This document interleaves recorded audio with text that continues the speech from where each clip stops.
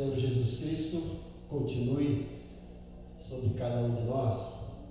Que bom poder estarmos aqui nesse domingo, primeiro domingo de novembro, aqui iniciando esse novo mês, próximo já ao final do ano, pela misericórdia de Deus, e começando a semana, o mês aqui na presença de Deus, na nossa escola bíblica dominical. Oremos.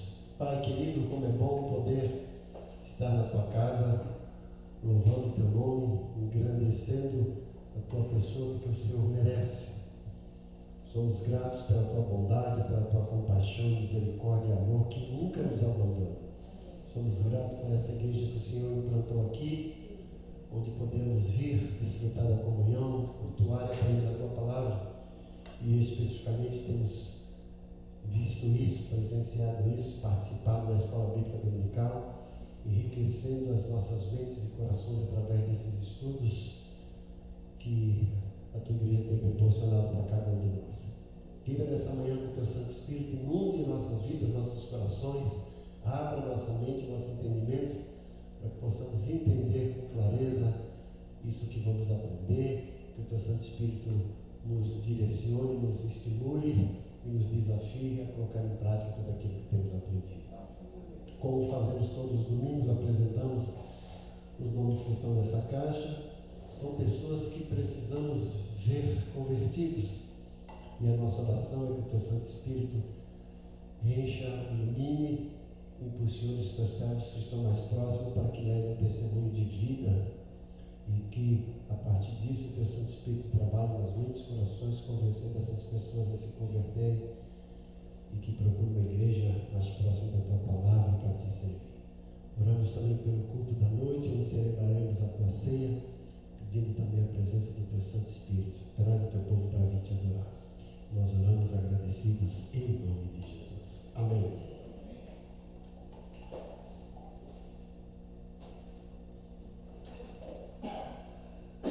Começamos o novo estudo, que é a carta escrita aos Hebreus, uma carta um tanto quanto difícil de entender, mas ao mesmo tempo desafiadora, cheia de advertências e ao mesmo tempo nos levando a entender com clareza o Antigo Testamento, o qual é uma sombra, é um tipo de Jesus, aponta para a sua obra, para a sua vida, para o seu ministério. E nós estamos hoje na nossa terceira aula. Nós temos aqui em cima um quadro que está na apostila de vocês na página 7, né?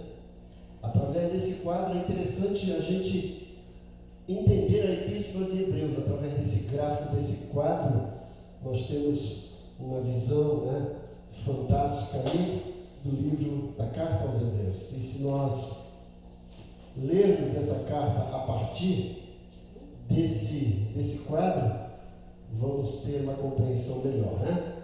Então, nesse quadro mostramos que a Epístola dos Hebreus mostra uma comparação entre Cristo e o Antigo Testamento.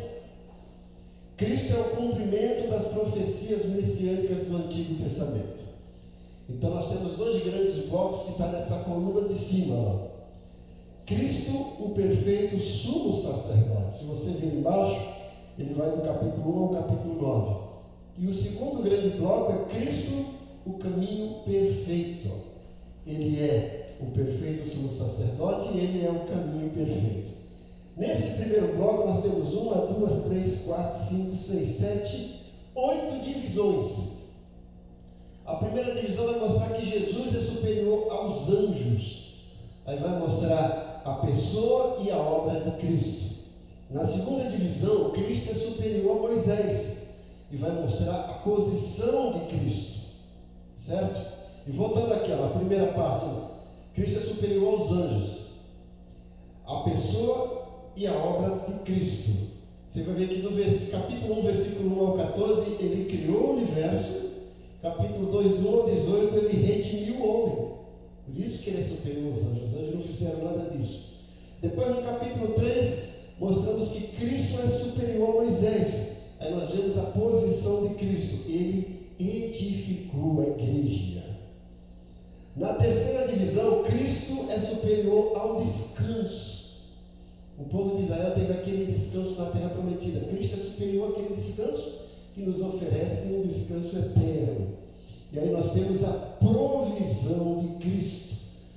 Capítulo 4, versículo 1 a 16. Ele proveu a nossa aceitação. No quarto bloco, Cristo é superior a Arão, o sumo sacerdote, né? E aí nós mostramos o perfeito sacerdócio de Cristo. Capítulo 5, versículo 1 a 14. Ele demonstrou obediência. Depois nós temos Cristo superior à certeza. Aí nós temos as promessas de Cristo. Capítulo 6, versículos 1 a 20. Ele trouxe esperança. No próximo bloco, Jesus é superior ao sacerdócio e vai mostrar a perfeição de Cristo. Capítulo 7, versículo 28. Ele intercede continuamente. Se vocês acompanhar aqui no quadro, dá para ver também melhor, né? Depois nós temos Cristo superior à aliança. E aí nós temos o lugar do ministério de Cristo. Ele estabeleceu a aliança da graça. Depois Cristo é superior ao sacrifício. Aí nós temos o ministério sacerdotal de Cristo. Sacrificou-se, capítulo 9, versículo 1 ao 10, 18. Sabe? Esse é o primeiro bloco. Agora, se vocês prestaram atenção, na primeira, segunda, terceira, quarta, quinta e sexta divisão, nós temos algo que desperta a nossa mente. O que? A pessoa de Cristo, a posição de Cristo, a provisão de Cristo, o perfeito sacerdócio de Cristo, as promessas de Cristo e a perfeição de Cristo. Tudo com P. Fica mais fácil da gente entender, né? No nosso segundo bloco, Cristo como caminho perfeito vai mostrar que através dele nós temos uma fé superior. Temos a perseverança da fé, temos a explicação e exemplo, a perseverança da fé, capítulo 10, versículo 19 e 39. Ele proporcionou um novo e vivo caminho. Depois nós temos explicação e exemplo da fé. Eu falo que é a galeria dos heróis da fé, capítulo 11, né? Jesus fez promessas. No capítulo 12, os embaraços da fé, os obstáculos da fé. Ele está ao nosso lado. E com isso a gente pode vencer os obstáculos e os embaraços. Depois, expressões de fé. Capítulo 13. Ele é o mesmo sempre. Tá? Embaixo você vai ter aí, alguns ensinos práticos naquela linha bem embaixo ali, gente. Antes daqueles quadrinhos, depois daqueles quadrinhos, né? Nós temos lá a preeminência de Cristo, a preeminência do sacerdócio de Cristo, o ensino prático e exortação. Então, esse gráfico mostra Hebreus. Por isso que vai mostrar que é uma carta fantástica, né? Agora no capítulo, na página 8. Na página 8 da nossa apostila. Tu ganhou a apostila, né? Eu não dei na quarta-feira? Não. Quarta-feira eu te dei a apostila? Não. Então deve ficar aqui. Não tinha dado. Aqui. Foi um esquecimento meu. Obrigado.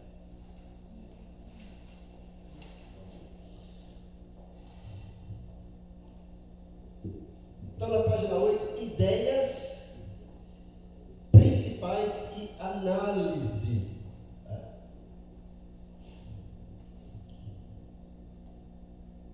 Esta epístola, por ser então escrita em primeiro lugar aos cristãos, judeus, os hebreus, nós falamos isso na primeira aula, especialmente aos que se sentiam tentados a voltar ao judaísmo. Não lembra que nós falamos? Eram judeus que haviam se convertido, começou uma perseguição promovida pelo Império Romano, aí eles falaram assim: irmão, os judeus não estão sendo perseguidos, é tudo a mesma coisa, vamos voltar para o judaísmo. Aí o autor de Hebreus, olha o que vocês estão fazendo. Vocês estão correndo um grande risco. Estão deixando o perfeito e voltando para algo que é inferior. E ele vai mostrar tudo isso. Então essa carta tem por objetivo expor, através de toda ela, a superioridade do Evangelho sobre a aliança e o sistema associados a Moisés, a lei mosaica, né? O Antigo Testamento, tudo, né? Ele vai mostrar, olha, a fé é superior, Jesus é superior a tudo isso, o Evangelho é superior a tudo isso. A carta faz isso mostrando a perfeição e a finalidade desta nova aliança, sem minimizar a antiga. Ele está dizendo, olha, eu não estou com isso querendo anular a aliança antiga, o Antigo Testamento. Eles tiveram o seu momento e ainda tem o seu valor. Agora eu quero apresentar para vocês algo que é superior. E é esse algo que é superior que vocês estão abrindo mão e voltando para a antiga aliança, que além de não salvar, não permite ao homem cumpri-la, porque ninguém conseguiu cumprir. Jesus veio, cumpriu para que a gente não precise mais cumprir todas as tradições, as ordenanças do Antigo Testamento. Nós vivemos agora pela graça, não pela lei.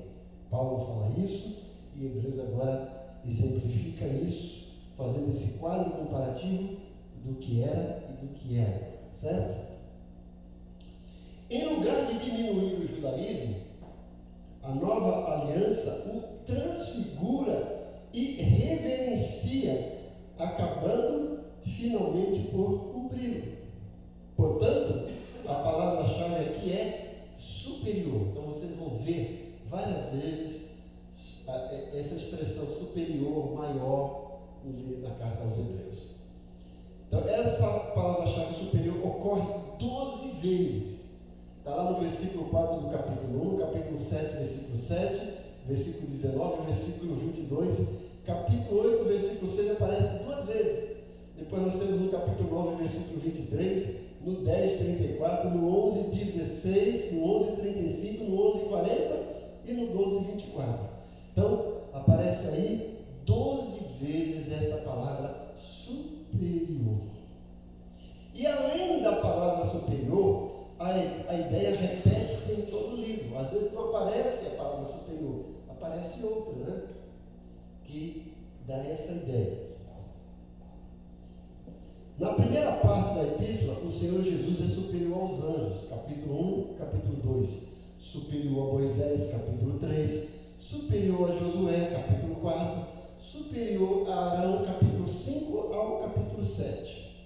Na parte seguinte, temos a aliança superior, capítulo 8, versículo 6.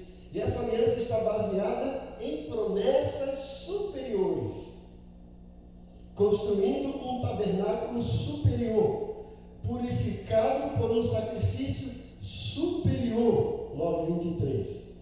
Na terceira parte, a fé focaliza um patrimônio superior no céu, capítulo 10, versículo 34. E aspira uma pátria superior, capítulo 11, versículo 6. E uma ressurreição superior, capítulo 11, 35. Herdando o que chamamos de coisa superior de Deus. A segunda ideia aqui, na carta como um todo, é a natureza definitiva de Cristo, da cruz e da nova aliança. Veja as ocorrências do termo uma vez, significando que de uma vez por todas. Então, lembra que nós falamos, olha, o que aconteceu no Antigo Testamento? O livro de Hebreus vai mostrar isso do sacrifício e do ministério levítico. O homem pecava. Para ele não morrer por conta do pecado, ele tinha que oferecer um sacrifício. Esse sacrifício era um animal, tinha que ser um animal perfeito. Ele ia lá, oferecia o animal, entregava o animal para o sacerdote oferecia esse animal. Toda vez que o homem pecava, tinha que fazer isso. Além disso, havia o dia da expiação do pecado, que era feito uma vez por ano. Era chamado Yom Kippur, o dia da expiação. A própria palavra expiação não significa tirar o pecado, significa apenas cobrir. É como se você está atrasado, assim vem gente para te visitar, você vai à casa, joga o lixo embaixo do tapete. Você tirou o lixo da casa? Então você só cobriu para que ninguém visse, mas ele está lá. acontecer no Antigo Testamento era isso. É por isso que João, o apóstolo, discípulo de Jesus, ele nos mostra lá no capítulo 1, versículo 29, quando João Batista está batizando pessoas, aí ele vê Jesus vindo, aí ele aponta e fala assim, ó, eis o Cordeiro de Deus que tira, remove o pecado do mundo. Ele não fala expia, que cobre, ele fala, ele tira, remove de uma vez por todas. Então veja bem, as pessoas, se o dia da expiação, que era o dia de cobrir o pecado coletivo da nação, fosse suficiente, não precisava mais que os homens outros dias levassem animal. Mas não. Vamos supor que o dia da expiação tivesse sido sexta-feira. Aí, perdoou todos os pecados. Aí eu pequei no sábado. O sacrifício lá de sexta-feira já não valia, eu tinha que levar o meu sacrifício do sábado. Aí eu pequei no domingo, mas eu já levei, tenho que levar de novo.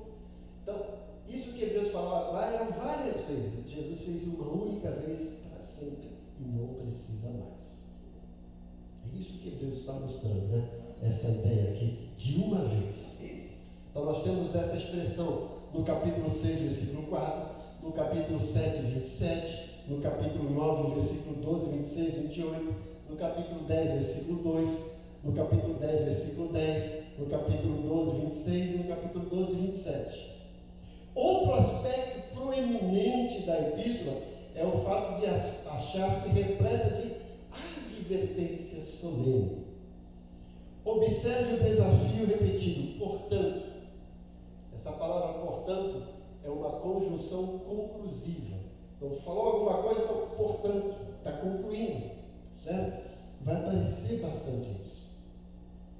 A epístola é um tratado, aqui está trafado, né, gente? Mas é tratado metódico e progressivo. Mais regular na estrutura e retórico na forma de qualquer dos seus predecessores. Acreditamos que sofreu muito nas mãos de escritores que desenvolveram análises perspicazes em lugar de perceber as verdadeiras dobradizas nas quais o argumento está preso e as verdades centrais em cada uma de suas três partes principais. O que acontece, gente? Como nós temos a Bíblia dividida em capítulos, a gente pensa assim, olha, acabou o capítulo 11, veio o capítulo 12, já é outro assunto. E a gente entra no capítulo 12 com a mente fechada, mas esquece que a carta tem esse progresso. O autor começa mostrando o objetivo dele. E eu tenho que ir seguindo isso pensando no objetivo. Veja, a beleza da carta começa logo no capítulo 1. E se eu entender esse capítulo 1, eu vou entender o restante.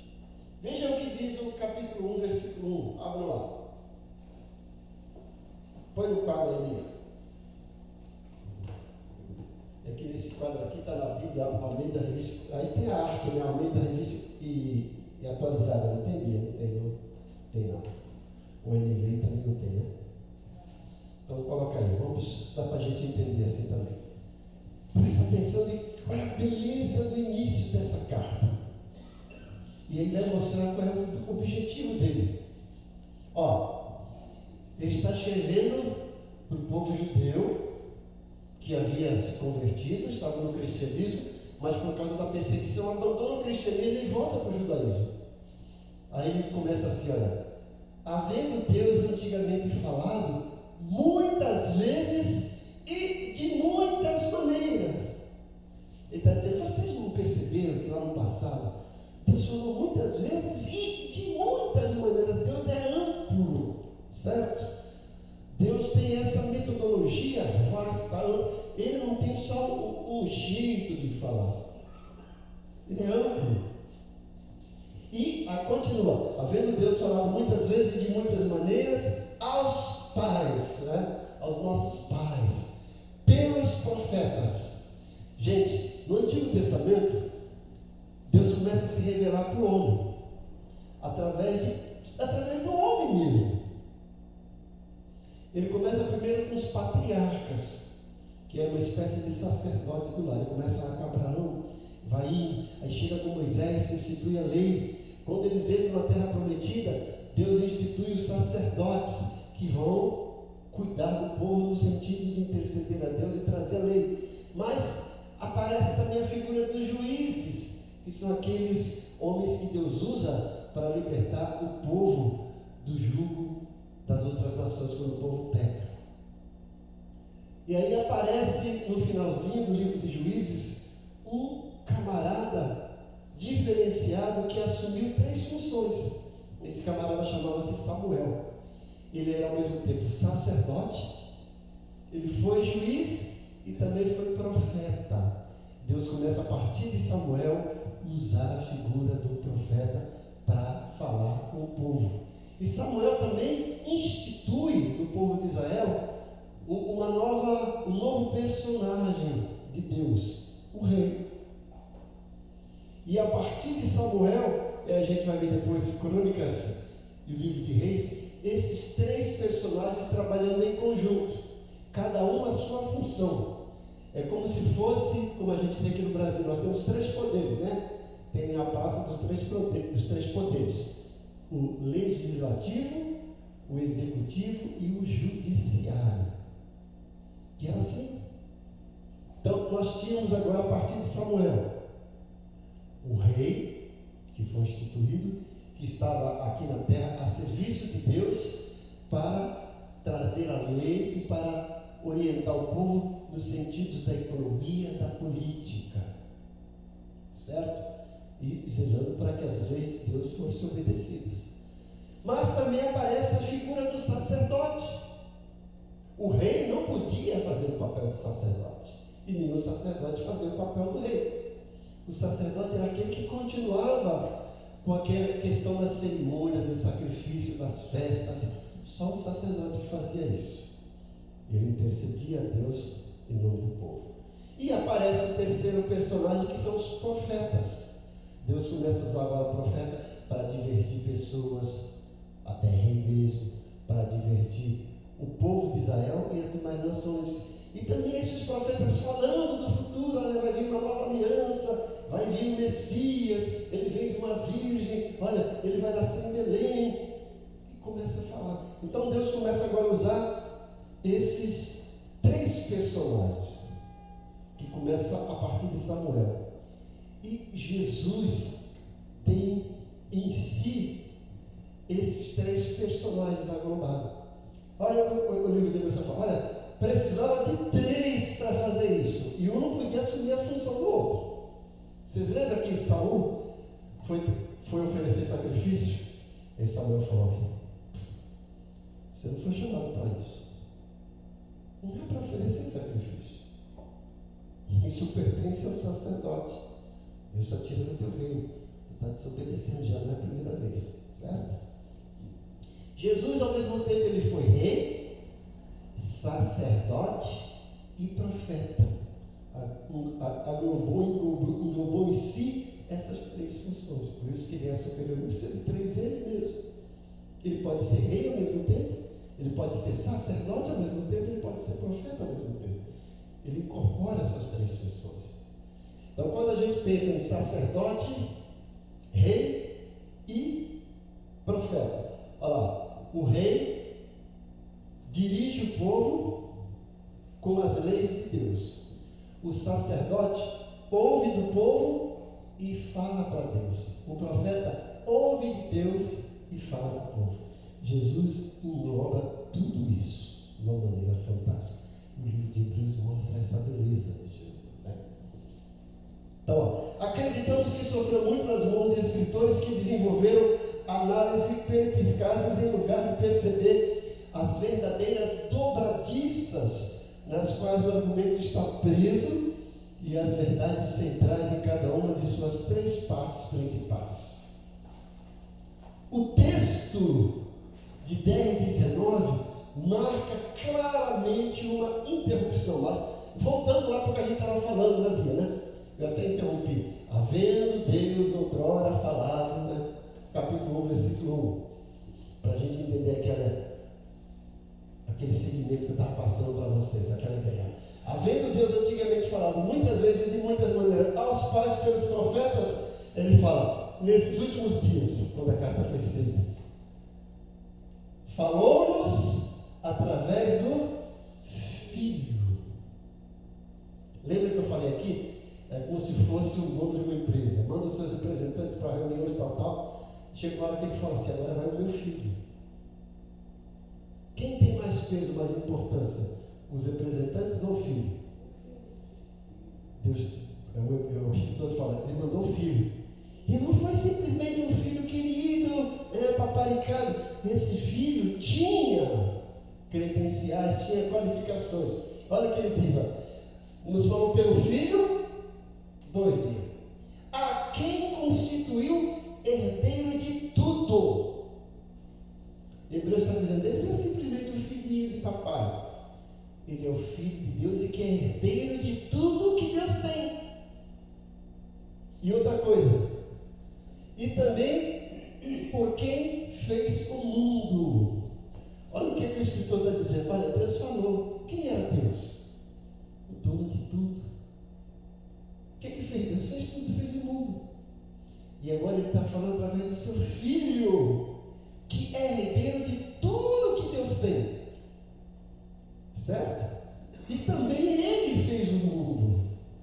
Ele não é só herdeiro porque é filho de Deus. Ele é herdeiro porque também ele participou na criação e fez. Ele está falando, vocês estão percebendo? Vocês estão rejeitando o cristianismo e não existe cristianismo sem Cristo. Esse Cristo que vocês estão rejeitando nada mais é do que o Filho de Deus. E olha, ele é herdeiro de tudo.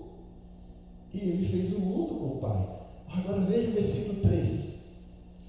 O qual, sendo o resplendor da sua glória e a expressa imagem da sua pessoa. Alguém aqui sabe como Deus é? Alguém aqui viu Deus? Alguém aqui tem a foto de Deus? Não. Porque Deus é Espírito, o Espírito não se vê. Mas Hebreus está dizendo, vocês querem conhecer Deus? Querem ver a foto de Deus? Olhem para o Filho dele, porque ele é a expressa imagem da pessoa de Deus. Olha que coisa bonita. E mais ainda, sustentando todas as coisas pela palavra do seu poder. Agora, veja o que ele vai dizer depois. Havendo feito por si mesmo a purificação dos nossos pecados. Ele não usa aqui a expiação. Ele não cobriu, ele purificou, limpou. Purificando nossos pecados, assentou-se à destra da majestade nas alturas. Que ele quer, ele vai desenvolver isso. Que ele vai falar, os anjos fizeram isso? Moisés está sentado à destra de Deus nas alturas? Não. Algum profeta está sentado à destra de Deus nas alturas? Algum sacerdote? Algum rei? Mas o Filho está lá, assentado à destra da majestade. 4. Feito tanto, agora começa, superior ou excelente. Olha as expressões. Feito tanto mais excelente do que os anjos, quanto herdou mais excelente nome do que eles. Começa a mostrar, olha, o Filho de Deus, Jesus, é superior aos anjos. Tem um nome mais excelente do que os anjos, para mim. Porque a qual dos anjos disse jamais, tu és meu filho, hoje te gerei, e outra vez eu lhe serei por pai e ele me será por filho? O autor está dizendo, Deus disse isso alguma vez para algum anjo? Não. Continua. E outra vez, quando introduz no mundo o primogênito, diz, e todos os anjos de Deus o adoram. Ele não fala para Jesus, olha, adore os anjos, não. Fala, os anjos o adoram. Se são os anjos que adoram a Jesus, e não Jesus quem adora os anjos, quem é superior, Jesus ou os anjos? Jesus. Então ele começa a mostrar, olha, esse Jesus que vocês estão abandonando, que é a essência do cristianismo, é o Filho de Deus, é o herdeiro de Deus, é o construtor do mundo. Tem autoridade porque é o único que está sentado à direita de Deus nas alturas. Ele é maior do que os anjos. Ele tem um nome mais excelente do que os anjos. Continua bem. E quanto aos anjos diz, faz dos seus anjos espírito e de seus ministros labareda de fogo. Continua. Mas do filho diz, olha o que ele diz dos filhos. Do filho. Ó Deus. Se já parasse por aí, o que o autor de Hebreus está querendo mostrar? Olha, esse filho que é herdeiro de todas as coisas, que criou o mundo e que está sentado à direita de Deus e que é superior aos anjos, que tem um nome mais excelente do que os anjos, ele é o próprio Deus. Ele é Deus. Ao filho diz: ó Deus, o teu trono subsiste pelo século dos séculos. O trono dos reis do passado caiu, isso aí. Ele fala: o teu trono subsiste. Lembra aquela música que a gente canta? Teu reino é sempre eterno, firmado em misericórdia, justiça e igualdade. Cetro de equidade é o cetro do teu reino.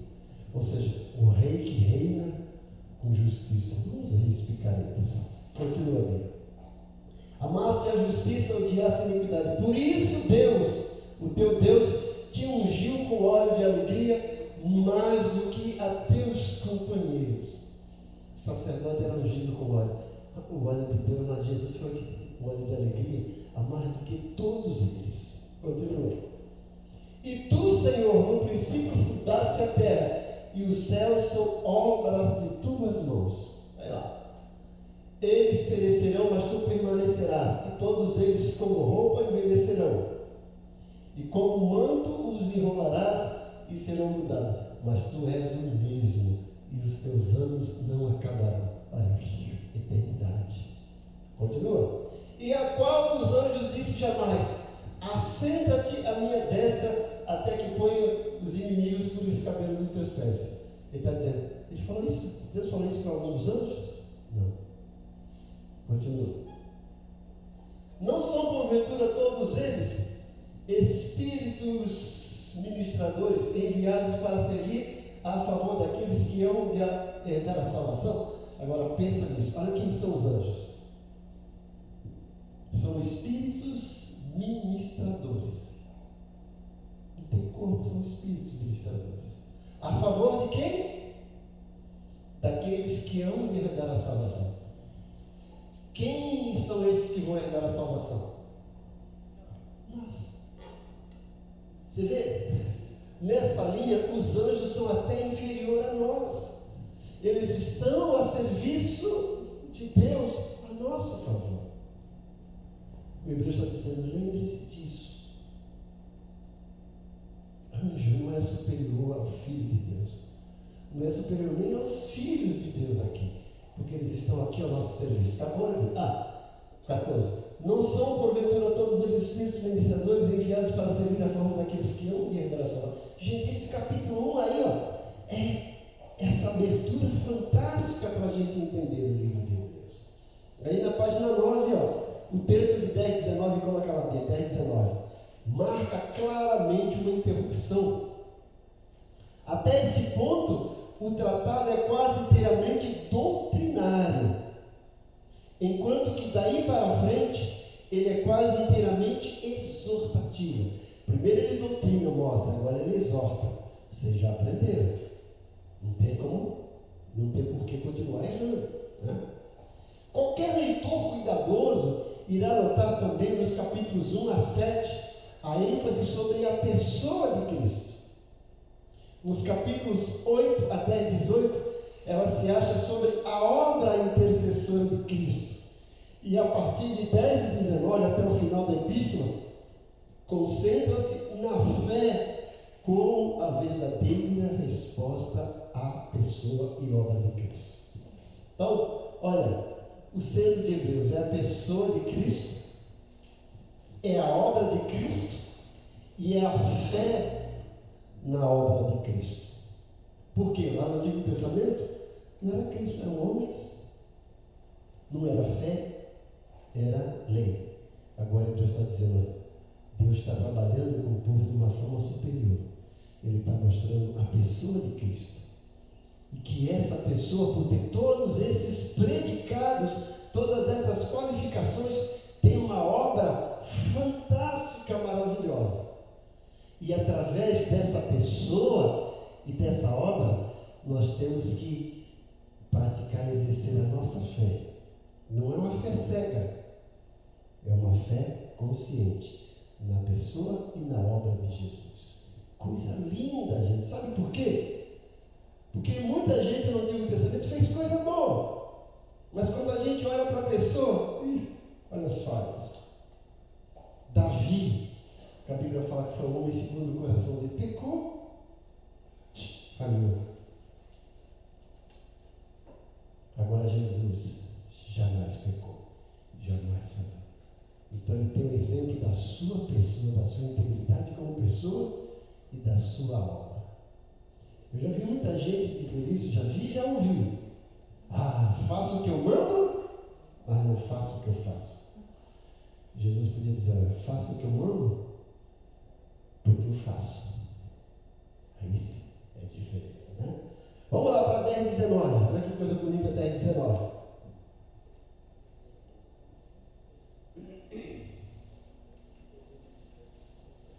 Tendo, pois, irmãos, ousadia para entrar no santuário pelo sangue de... Por que isso, gente? Hebreus fala isso, começa esse novo bloco. Tendo, pois, irmãos, ousadia. Pode ser usado. Por quê? Lá no Antigo Testamento, nenhum ser humano, exceto o sumo sacerdote, poderia entrar no Santo dos Santos. E ele não podia entrar de mão limpa. Primeiro ele tinha que oferecer um sacrifício por ele, para depois entrar no Santo dos Santos, uma vez por ano, no dia do Yom Kippur, no dia da expiação, para oferecer um animal pelo pecado do povo. E diz os historiadores, né? Ele tinha aquela roupa, ele vestidor, chamava-se estola sacerdotal. E na orla, assim embaixo, ia uma espécie de um sininho e uma fruta. Enquanto ele estava lá ministrando, ele amarrava uma cordinha nele, né? Porque só ninguém podia entrar lá, só ele. E ele ficava lá, né? Com a espevitadeira, espiando o pecado e ministrando. Enquanto estava fazendo assim, aquele sininho estava tocando, fazendo barulho. Se ficasse muito tempo sem fazer barulho, para favor, ele entrou em pecado e foi fulminado. Vamos puxar a cordinha. Agora Deus está dizendo, nós podemos ter ousadia. Você não precisa mais ser sumo sacerdote para entrar no santuário pelo sangue de Jesus, não sangue de animais. Não há ouvinte bem. Pelo novo e vivo caminho que Ele nos consagrou pelo véu, isso é por sua carne. A gente tem que entender isso, gente. Olha, o sacerdote levava de fora para dentro um animal, sangue de animal. O que é mais importante? Um homem ou um animal? Um homem, né? Imagine que o motorista está lá com o carro, 40 passageiros, e o carro começa a se desgovernar, e ele fala assim, puxa, tem uma saída de fuga para aqui, eu vou sair aqui, para o carro se manter em linha reta para não acabar batendo. Mas ali tem um bocado de boi, eu não vou matar os bois, eu vou para cá e vou matar as pessoas. Ele faria isso? Por quê? O ser humano tem mais peso, é mais importante do que o animal. Hebreus está dizendo aqui, olha, foi pelo sangue dele, não foi pelo sangue de animal. É algo superior. E foi pelo novo e vivo caminho. Por quê? Ele já está lá no Santo do Santo. Ele vem para fora e não pega um animal, oferece ele mesmo e entra. Abre um novo e vivo caminho pelo véu, que aquele véu ficava lá dividindo o Santo do Santo. Quando Jesus morre, o que acontece? Esse véu se rasga de alto a baixo, dizendo, o acesso está livre pelo sangue de Jesus, nosso eterno sumo sacerdote. Aquela música, né? Leva-me à sala do trono, pelo novo e vivo caminho, pelo sangue de Jesus, eterno e sumo sacerdote. É isso. esse quadro fantástico que Deus nos apresenta. Vai lá. E tendo um grande sacerdote sobre a casa de Deus, cheguemos, pois, com verdadeiro coração e inteira certeza de fé, tendo os corações purificados da má consciência e o corpo lavado com água limpa. Olha, ele não apenas cobre o pecado, purifica a nossa consciência, purifica a nossa vida. É isso que Jesus fez, né? Agora na nossa página 10 temos um quadro. Enquanto isso, vamos adoçá-los. O casal ali é Fadelson, né? Fabiana e Adelson.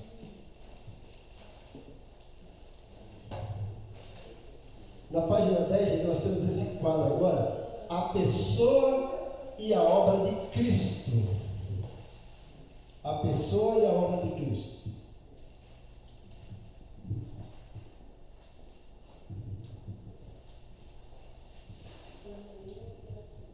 Então esse bloco, gente, esse quadro aqui, ele cobre 2 capítulos, né? Vai do capítulo 1 ao capítulo 2, 18. Mostrando aqui a pessoa e a obra de Cristo. Mostrando que Jesus é superior aos anjos. Então ele começa a mostrar a superioridade de Jesus aos anjos. Gente, paz. O apóstolo Paulo escreveu a carta aos Colossenses para combater uma heresia chamada a heresia colossense.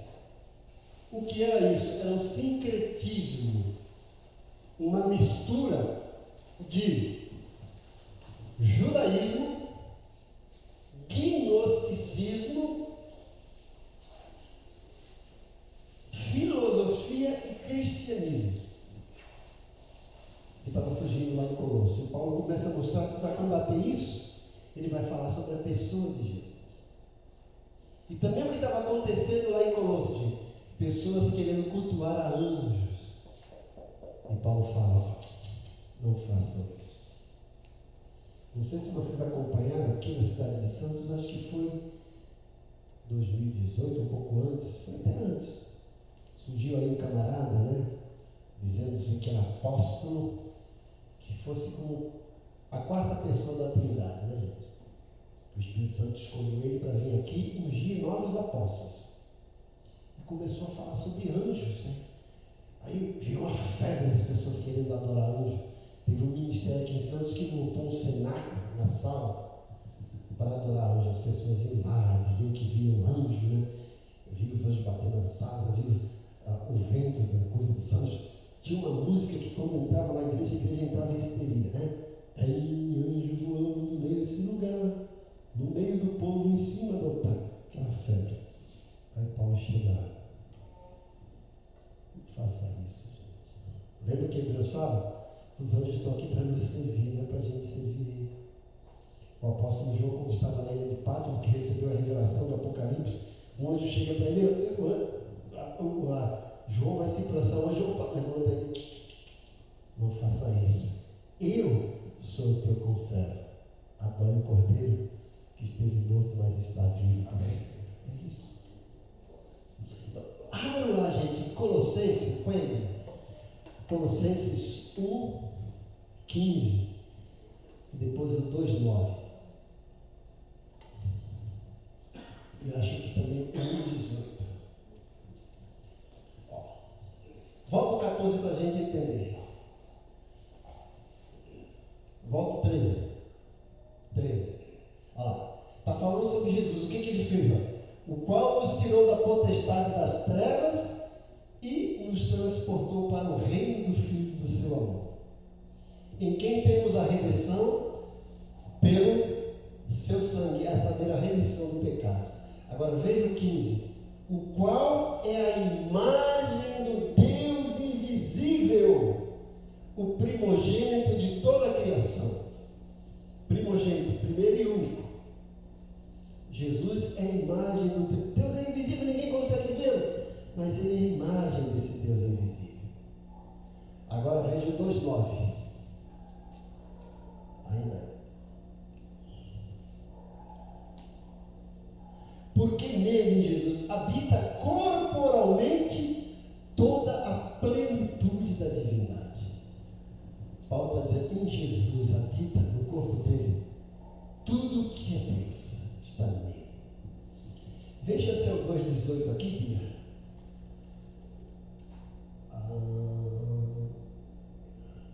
Isso. Eu queria mostrar para vocês. Paulo dá uma dura nas pessoas que estavam querendo cultuar a anjo lá.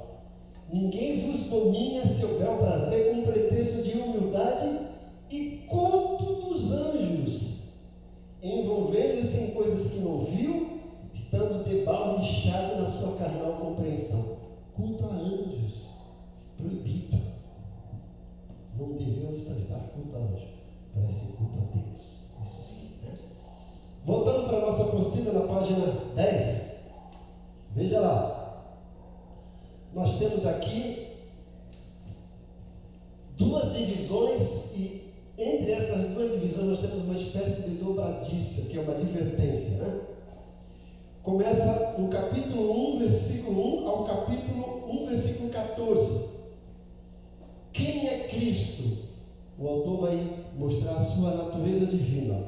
Ele é o revelador, versículo 1 a 3, e ele é o criador, versículo 4 a 14. Depois o autor faz uma advertência no capítulo 2, versículo 1 a 4. Estejam atentos à palavra de Deus.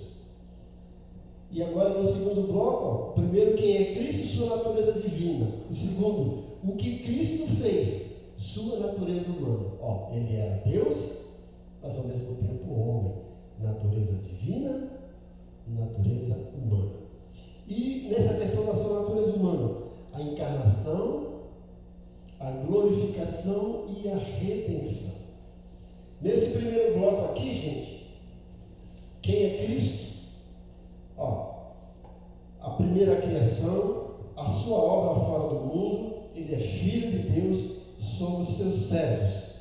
E no que diz respeito à sua natureza divina, lá embaixo, ele é criador, ele é o sustentador, ele é rei e é o conquistador imutável. Mostrando aqui, gente, algumas coisas como Deus falava no Antigo Testamento e personagens. Deus falava através da criação. Jesus é o Criador. Deus sustentava o universo com seu poder. Jesus é esse sustentador.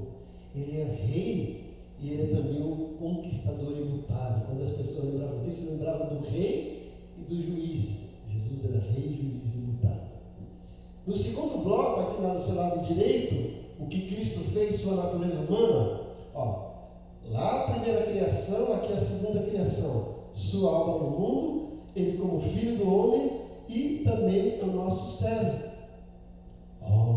Sofreu, sua natureza foi destruída, mas ao mesmo tempo foi libertada. Ele fez a nossa expiação de uma vez para sempre. Ele santifica, ele glorifica e ele socorre.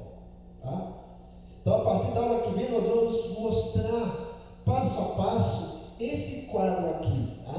Você vai ver na página 11, a pessoa e a obra de Cristo. Tudo que está aqui nesse quadro, para a gente entender, a partir da página 11, a semana que vem, começaremos a falar aí, a pessoa e a obra de Cristo. Então, o que eu aconselho vocês? Peguem a apostila ali, já hoje, de hoje até sábado, e peguem o livro de Hebreus. Leia aqui, por exemplo, quem é Cristo? Ele é o revelador de Deus. Aí você pega a Bíblia, versículo 1 a 3. Acabou de ler? Volta aqui para a apostila. Ele é o Criador do universo. Versículos 4 a 14. Você lembra? Você acabou, volta para a apostila. O que Cristo fez? A sua encarnação, capítulo 2, versículos 5 a 9. A sua glorificação, capítulo 2, versículo 10 a 13. E a sua redenção, capítulo 2, 14 a 18. Se vocês prestarem atenção, quem é Jesus e o que ele fez. Não importa saber apenas o que ele fez, mas quem ele era. Não basta saber apenas quem ele era, mas o que ele fez. E o autor de Hebreus mostra isso. A sua pessoa, a sua obra. Quem ele era e o que ele fez. Então, leia aqui nas suas casas, capítulo 1 de Hebreus até o capítulo 2 de 18. Na hora que vem a gente vai tratar isso, tá bom, gente? Que Deus os abençoe grandemente. Pai bondoso, obrigado por essa aula que nós estamos estudando para entender a Tua palavra, principalmente o livro de Deus. Obrigado pelo Teu povo aqui presente e por aqueles que assistirão essa aula. Nossa oração é que o Teu Santo Espírito abra a mente e entendimento para que compreenda tudo isso e coloque em prática. Leve para os nossos lares agora, nos dê um dia abençoado na Tua presença e nos traga para um culto abençoado à noite, em nome de Jesus. Que a graça do Senhor Jesus, o amor de Deus Pai e a comunhão do Espírito Santo esteja com todos. E beleza? A igreja que se importa com você. Amém.